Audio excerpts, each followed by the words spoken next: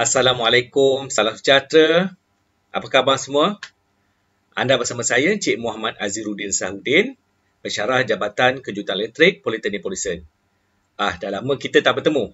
So, hari ini saya akan teruskan untuk siri berikutnya bagi perbincangan berkaitan dengan chapter 2, subjek Energy Efficiency and Management. Okay, yang lepas saya dah terangkan berkaitan dengan chapter 1.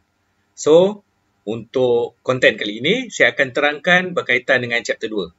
So, untuk chapter 2 ini, saya akan bagikan kepada 3 siri lagi supaya anda dapat penerangan yang lebih teratur, tersusun dan dengan dalam tempoh masa yang tidak terlalu panjang. Okey, so tanpa buang masa, jom kita teruskan untuk slide kita. Seperti yang saya maklumkan tadi, untuk penerangan kali ini, saya akan sentuh berkaitan dengan chapter 2, iaitu Energy Efficiency. So, untuk chapter 2 ini, saya akan lakukan penerangan dalam 3 siri. So, untuk siri yang pertama ni, saya akan sentuh berkaitan Demand Side and Opportunities. So, untuk Demand Side Opportunities, saya akan cuba memberikan penerangan berkaitan dengan Define Energy Conservation, Define Energy Efficiency dan Identify Benefit. Okey, kita sentuh berkaitan dengan definisi Energy Conservation. Secara ringkasnya, definisi ini adalah bagaimana kita ingin mengurangkan penggunaan tenaga. Seperti awak dapat lihat pada slide ini. Okey, yang diterangkan definisi adalah reduction in the amount of energy consumed in the process or system or by organisation or society through economy, elimination of waste and rational use. So, macam mana kita nak kurangkan penggunaan tenaga supaya lebih cekap dan lebih kita dapat gunakan semaksimal yang mungkin. Okey, seterusnya adalah energy efficiency ataupun kecekapan tenaga. So, boleh disimpulkan di sini yang dikatakan dengan kecekapan tenaga adalah bagaimana kita dapat mengurangkan penggunaan tenaga. Di sini didefinisikan sebagai a result of technical, organisation or management change made to an energy service or activity. Seperti heating, cooling, lighting dan macam-macam lagi in which the energy use is reduced. Anda faham Boleh hafal benda tu? Terdapat 3 kaedah yang kita boleh terapkan kepada masyarakat untuk mendidik dan membantu masyarakat dalam menjayakan konsep kecekapan tenaga. Okey, so kita akan tengok satu persatu. Yang pertama, kita berhemah dalam penggunaan tenaga. So, be prudent in consuming energy. So, kita memberikan kesedaran kepada masyarakat macam mana kita nak menggunakan tenaga dengan lebih berhemah tanpa membazirkan tenaga yang digunakan. Contohnya di sini adalah kita mendidik penggunaan timer, contoh aircon. So, kita boleh setkan aircon pada waktu malam, dalam pukul 3, pukul 4 dia akan off. So, kita akan gunakan kipas. So, selain daripada itu, kita boleh amalkan prinsip-prinsip kita menjimat tenaga seperti dalam topik sebelum ni lah. So, secara langsung dapat membantu kita berhemah dalam penggunaan tenaga. Yang kedua adalah mengubah cara hidup. Mengubah cara hidup di sini, kita boleh, saya boleh berikan contoh adalah seperti penggunaan water heater. So, tidak salah sekiranya kita menggunakan air sejuk pada waktu mandi pagi. So, kita dapat jimatkan elektrik di situ. Selain daripada itu, kita tidak menggunakan air panas ketika kita keringkan baju. Ataupun kita menggunakan mesin basuh kita semaksimal yang mungkin. Selain daripada itu, seperti saya terang dalam topik sebelum ini, adalah kita menggosok baju dalam kuantiti yang banyak pada satu masa. Jangan gosok baju dalam keadaan yang sikit. Dan yang ketiga, kita menggalakkan masyarakat untuk menggunakan peralatan yang cekap tenaga. Seperti yang saya terangkan dalam star rating. So, sekiranya para pengguna membeli dan menggunakan peralatan yang cekap tenaga. So, secara tak langsung, tenaga yang digunakan adalah berkurangan. Selain itu, kita boleh amalkan, terapkan penggunaan lampu-lampu jimat tenaga. Banyak di pasaran sekarang. Seterusnya, kita akan tengok apa itu energy management pyramid. Ya, di sini ia merupakan satu konsep yang boleh digunakan untuk kita mencapai sasaran bagi penggunaan tenaga yang cekap dan cermat. Di sini secara tak langsung dia menghubungkan bagaimana konsep-konsep dan peralatan yang nak kita gunakan. Renewable energy, energy efficiency dan energy conservation. So, di dalam piramid ini, dia menunjukkan hubung kait di antara tiga perkara ini di antara satu sama lain, dan secara tak langsung kita perlu mendidik masyarakat berkaitan dengan tiga-tiga perkara ini. So, pada peringkat yang pertama adalah peringkat pemeliharaan ataupun energy conservation. So, pada peringkat ini, kita akan mengenal pasti segala energi yang tidak diperlukan.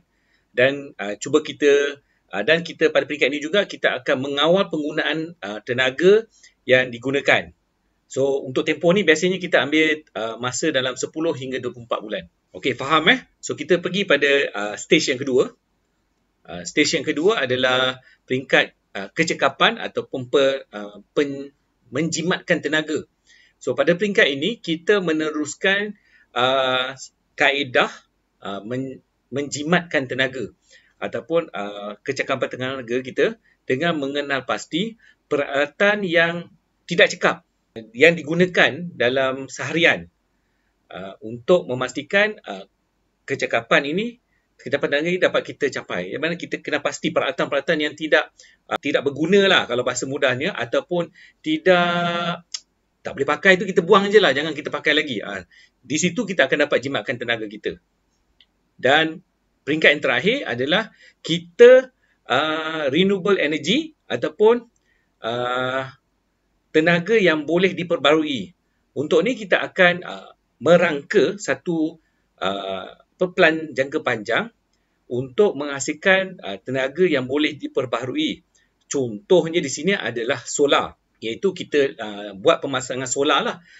Dan seboleh-bolehnya untuk kita mampu menghasilkan tenaga kita sendiri tanpa mengharap contohnya pada TNB. So, sistem ni pernah diperkenalkan oleh TNB pada sebelum ni. Kalau anda semua dapat tengok nota saya, penerangan saya pada bab 1, FIT, NEM, masa itu kaedah-kaedah yang diperkenalkan oleh TNB untuk menggalakkan pengguna menjana tenaga elektrik sendiri dan menggunakan tenaga yang telah dijana. Selain itu, boleh supply semula tenaga yang dihasilkan kepada grid TNB. Okey, seterusnya kita akan tengok macam mana kecekapan itu dapat dinilai. Itu kita menggunakan formula efficiencies sama dengan useful energy output dibahagi dengan total energy input. Okey, faham Okey.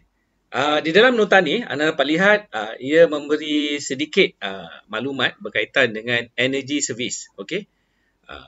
Servis tenaga.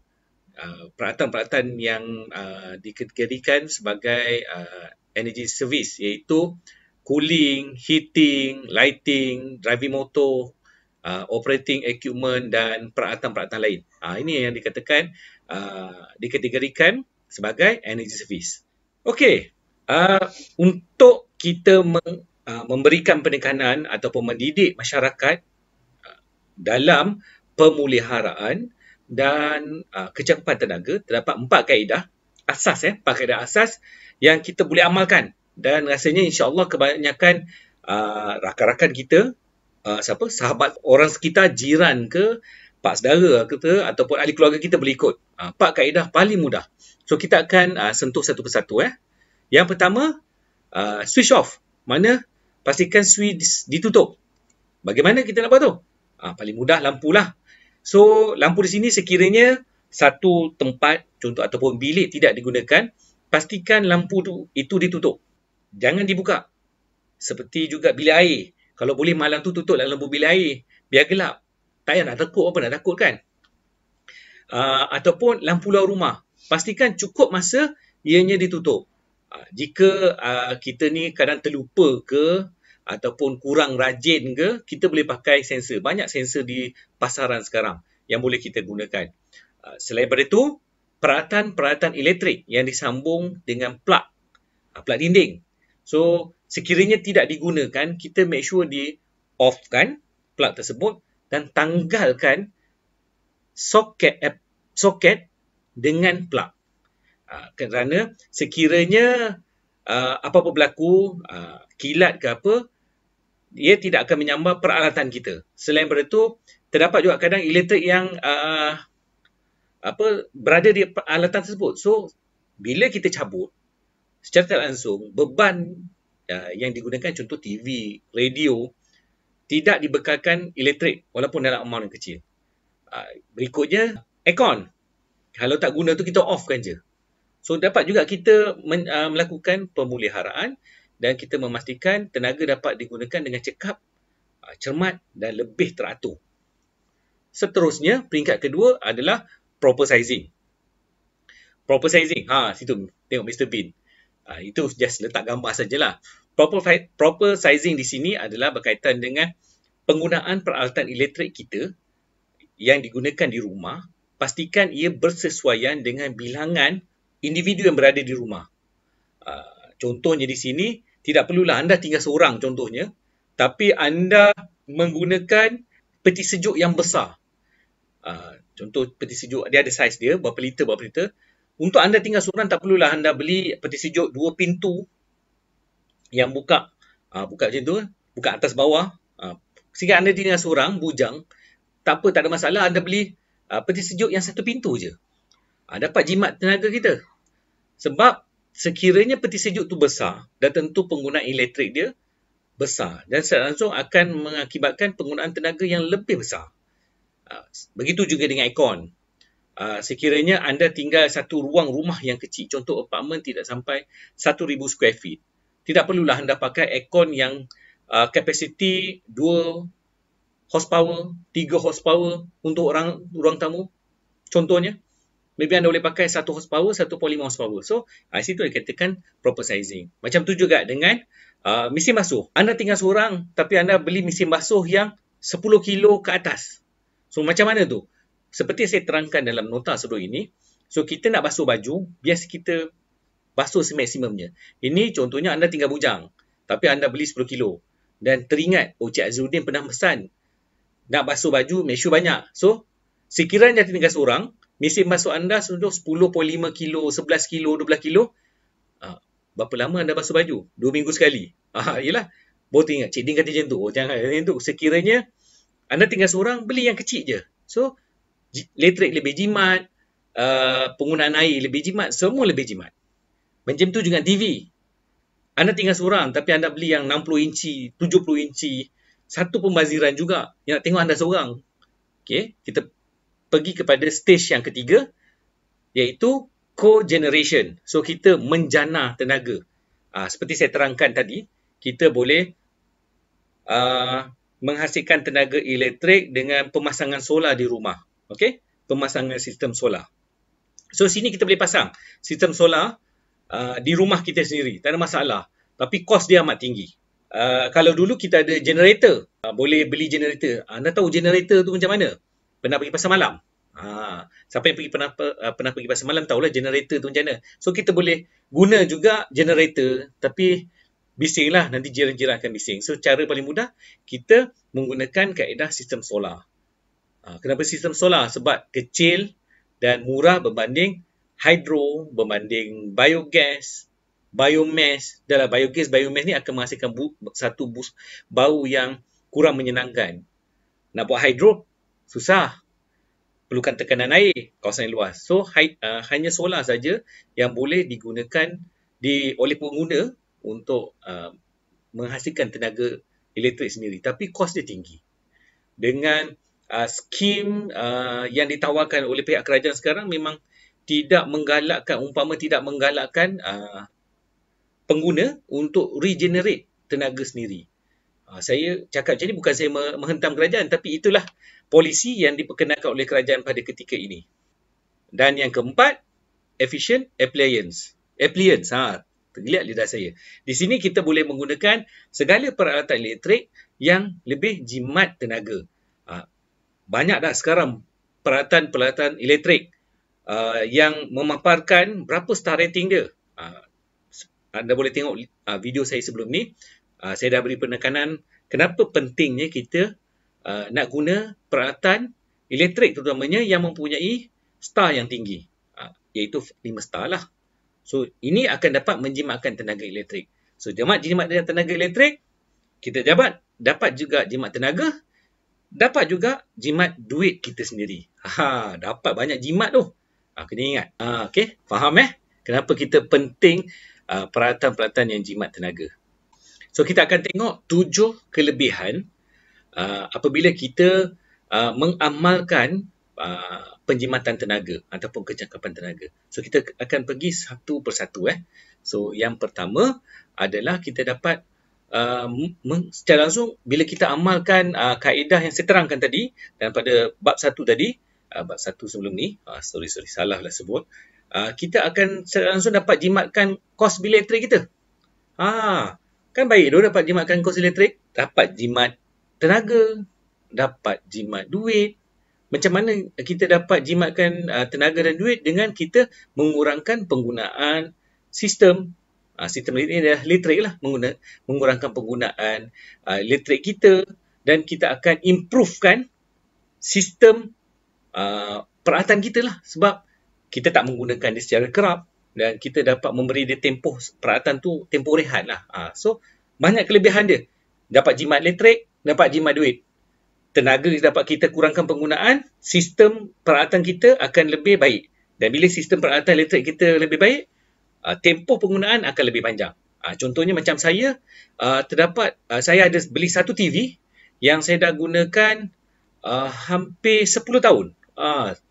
Panjang tu 10 tahun. Biasa peralatan elektrik 5 tahun, 7 tahun dah masalah. Tapi Alhamdulillah, tempoh 10 tahun.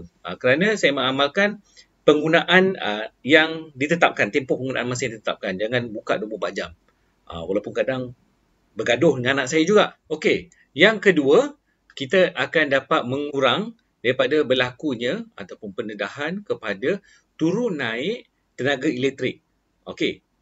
So, apabila berlakunya turun naik tenaga elektrik, seperti nombor 1 lah, akan berlaku turun naiknya bil kita. So, kalau boleh, kita nak bil kita setiap bulan konstan dan pada tahap yang pada nilai yang paling minimum. Dan secara tak langsung juga, kita akan dapat mengelak daripada berlakunya blackout. Kenapa? Saya katakan dapat mengurangkan risiko berlakunya blackout. Sebab apabila berlakunya turun naik tenaga elektrik, so supply yang akan dihantar pada rumah kita akan tidak sekata, tidak konstan. So apabila ini berlaku, secara tak langsung akan memberi kesan kepada satu ketika elektrik akan dipump terlalu lebih, dan apabila pump terlalu lebih pada rumah kita, secara langsung rumah kita akan mendapat tenaga ataupun bekalan elektrik yang besar. Dan apabila ini berlaku, ada ketikanya beban ataupun kemampuan pelindungan pada rumah kita ni tak mampu menampung bekalan diterima dan dia akan berlakunya blackout. So ini kelebihan kedua lah kita mengamalkan kecekapan tenaga di sini. Okey, kita akan tengok kelebihan yang ketiga pula. So, kelebihan ketiga apabila kita mengamalkan penjimatan tenaga ataupun kecekapan tenaga. So, demand ataupun keperluan tenaga elektrik di rumah kita akan berkurangan. Okey, seperti terang di sinilah. Lowers overall demand on the system and can travel lower and worsen market clearing price for electricity because less energy is needed. So, tak langsung apabila pengguna di Malaysia kurang menggunakan tenaga elektrik disebabkan mengamalkan konsep kecekapan tenaga dan penjimatan tenaga ini, tenaga akan kurang digunakan. So, apabila tenaga kita kurang gunakan di sini, secara tidak langsung TNB akan kurang menjanakan tenaga elektrik. Seperti yang kita semua tahu, TNB membuat penjanaan elektrik dengan menggunakan minyak arang batu. So, apabila kita kurang menggunakan tenaga elektrik ataupun demand oleh pengguna terhadap penggunaan elektrik ni kurang, So tak langsung kemungkinan TNB akan menurunkan harga yang ditawarkan kepada pengguna. Sebab apa? Mereka kurang menggunakan arang, kurang menggunakan minyak. Apabila kurang, so kemungkinan besar, saya tak kata ya, tapi kemungkinan besar harga kemungkinan akan diturunkan. Kemungkinan saya kata saya cakap boleh diturunkan, kemungkinan. Kenapa saya kata kemungkinan? Sebab apabila TNB kurang menggunakan minyak, kurang menggunakan arang batu, secara tak langsung kos untuk menjana akan terdapat pengurangan. So pengurangan kemungkinan lah dia boleh tawarkan dengan harga yang lebih rendah kepada kita pengguna. Okey, kita pergi kepada kelebihan keempat. Kelebihan keempat ini kita akan mengurangkan beban yang digunakan dalam sistem. So apabila beban yang digunakan dalam sistem berkurangan, secara tak langsung maintenance ataupun penyelenggaraan yang akan dilakukan oleh TNB terhadap sistem akan rendah. So secara langsung akan membantu sistem grid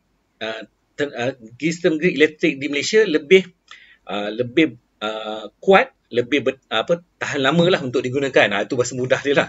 Susah saya nak terangkan secara bahasa lain lah. Okey, harap faham. So bila kita pengguna kurang menggunakan tenaga elektrik, secara langsung beban yang digunakan pun rendah. So bila rendah, maintenance yang akan dibuat oleh TNB pun kurang. So sebab apa? Sebab kita kurang banyak sangat kurang pula. Kita kurang menggunakan tenaga elektrik. Okey, seterusnya yang kelima akan meningkatkan keselamatan dan keselesaan. Sebab apa? Sebab kita kurang menggunakan tenaga elektrik. So lebih selamat sebab tak akan berlaku overload, tak akan berlaku penghantaran tenaga elektrik yang lebih terhadap rumah, terhadap sistem. So apabila ini kurang, dia akan lebih selamat sebab tenaga elektrik yang dibekalkan oleh TNB kepada rumah kita akan lebih stabil, constant untuk satu tempoh yang panjang. Dan secara langsung akan sistem pendawaian akan lebih selamat dan selesa lah untuk kita gunakan. Itu baru 5. Ada lagi 2 sabar lagi 2 lagi. Yang keenam, kita akan dapat mengurangkan pencemaran. Kenapa saya katakan sini kita dapat kurangkan pencemaran? Adalah seperti yang kita tahu dan saya telah maklumkan sebelum ni, TNB menjana tenaga elektrik dengan menggunakan 2 sumber utama iaitu arang batu dan minyak.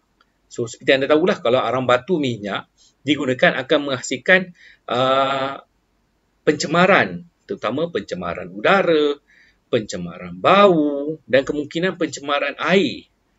So bila kita dapat jimat penggunaan elektrik, secara tak langsung kita akan menjimatkan duit dan seterusnya pollution terhadap environment akan dapat dikurangkan. Dan yang terakhir di sini, kita dapat menjimatkan duit kita. So bila kita dapat jimatkan duit kita, kita akan dapat simpan dengan lebih. Itu yang dinyatakan di sini. Investing in energy efficiency result, the achieving energy needs should make the economy stronger. So, ini dikaitkan juga dengan pembelian ataupun penggunaan peralatan-peralatan yang jimat tenaga yang 5-star rating. Walaupun mahal, tapi untuk satu tempoh jangka masa yang panjang, kita akan dapat menjimatkan penggunaan elektrik. Bila kita, macam saya cakap tadi, bila kita jimatkan penggunaan elektrik, bil kita akan turun. Bila kita akan turun, kita akan dapat jimat duit. Kita dapat saving. So, bila kita dapat saving, adalah duit kita nak belanjakan ke benda yang lain. So, kita boleh beli benda-benda yang lain. Tapi jangan beli benda yang tak faedah. So, kita boleh buat saving, kegunaan untuk kalangan anda yang masih belum kahwin, boleh guna untuk kahwin. Banyak kita boleh buat. Itu 7 kelebihan. 7 banyak pula 7 saya. Itu adalah 7 kelebihan kenapa pentingnya ataupun kelebihan yang kita dapat apabila kita mengamalkan kaedah kecakapan tenaga. Boleh disimpulkan sini, jimat duit. Paling mudah, jimat duit. Bila jimat duit, tenaga elektrik kita kurang, lebih stabil, lebih selesa untuk digunakan, kita dapat kurangkan pencemaran, kita akan dapat memastikan sistem grid kita lebih stabil. Banyak kelebihan dia. Itu adalah 7 kelebihan kita mengamalkan kecakapan tenaga, penjimatan tenaga kita di sini. So tak rugi pada kita pun. Okey? So, sama-sama kita amalkan di sini. Boleh? Ini task untuk anda semua. Terutama kepada para pelajar saya. Terdapat 2 task ini. So, tolong tulis dalam komen box berserta dengan nama anda, nombor pendaftaran anda. Boleh?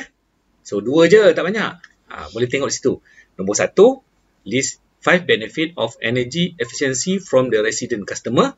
Dan yang kedua, yang bawah ni, write down your conclusion from this video. 2 je, tak susah, boleh je. Untuk yang bukan student saya pun boleh juga cuba. Tapi tak ada markah lah. Cuma saya akan beri penerangan sedikit sekiranya ada persoalan. So, sekiranya anda ada sebarang pertanyaan pun boleh tanya saya lah. Boleh tulis dalam ruangan komen. Mampu untuk saya jawab, saya akan jawab. So, untuk pelajar saya juga, jangan lupa, ni QR code. Anda kena scan. Scan lah, guna handphone. Guna scan untuk membuktikan anda menghadiri kelas online saya inilah. Ni sebagai bukti. So, tolong scan dan isi maklumat berkaitan yang diperlukan dalam maklumat yang terdapat dalam QR code tersebut. So, isi. Okey, itu saja perkongsian saya untuk kali ini. Saya harap dapat memberikan sedikit pendedahan kepada anda semua berkaitan dengan energy efficiency, kelebihan, kenapa kita perlu amalkan. Okey. Akhir kata, daripada saya, kita akan jumpa lagi untuk siri kedua, part B pula. Chapter 2, part B. Okey, itu saja konten untuk kali ini. Kita akan bertemu pada konten-konten yang akan datang. Saya harap penerangan untuk kali ini dapat memberikan sedikit sebanyak ilmu, pengetahuan kepada anda semua berkaitan dengan energy efisiensi. Sekiranya di kalangan penonton, kalangan pelajar-pelajar saya ataupun sesiapa saja yang mempunyai sebarang pertanyaan, boleh tulis dalam ruangan komen di bawah. Okey? Begitu sudah saya, jangan lupa task yang perlu dibuat, perlu tulis di konten di bawah. Akhir kata, jangan lupa like, subscribe, share, tekan butang loceng untuk anda mendapat maklumat-maklumat terbaru berkaitan konten-konten yang saya akan update. Saya harap anda semua subscribe lah ya. Bukan susah pun, tekan butang subscribe tu. Sedikit sebanyak dapat memberikan semangat kepada saya dan isteri saya untuk menghasilkan konten-konten yang lebih menarik untuk rujukan anda semua. Jangan lupa, saya ulang sekali lagi, like, share, subscribe, tekan butang loceng. Bertemu kita pada konten yang akan datang. Assalamualaikum.